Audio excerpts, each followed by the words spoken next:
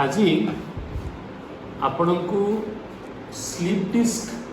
हवापाई risk movement को गुड़ा ता विषय में आज बुझे सिंपल इंस्ट्रक्शन मन रखी थे आप ना स्लीप डिस्क आप प्रिवेंट करें ना दैनंदिन कार्यावली सब आम एमती है स्लीप डिस्क प्रिवेंट करवा बहुत इंपोर्टेंट पाखक आसो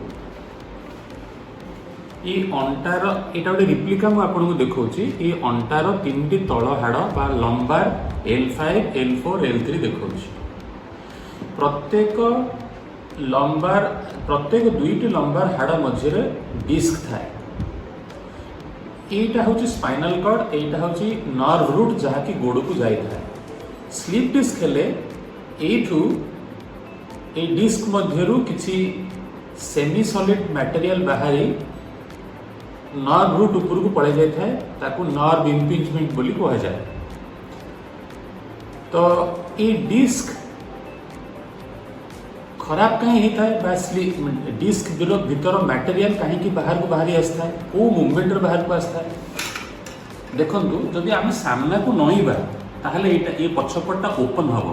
ओपन हेले यहाँ क्रैक करके पछड़ू पड़े आसार संभावना अच्छी। तो मूवमेंट कौन जदि मु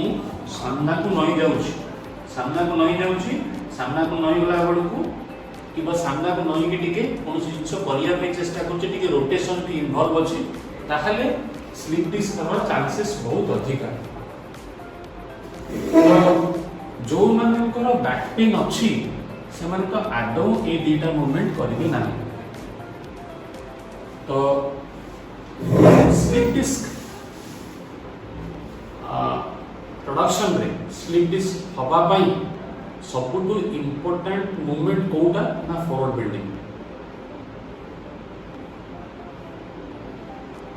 तो अवॉइड कौनटा करेंगे ना प्रॉपर्ली फॉरवर्ड बेंड करेंगे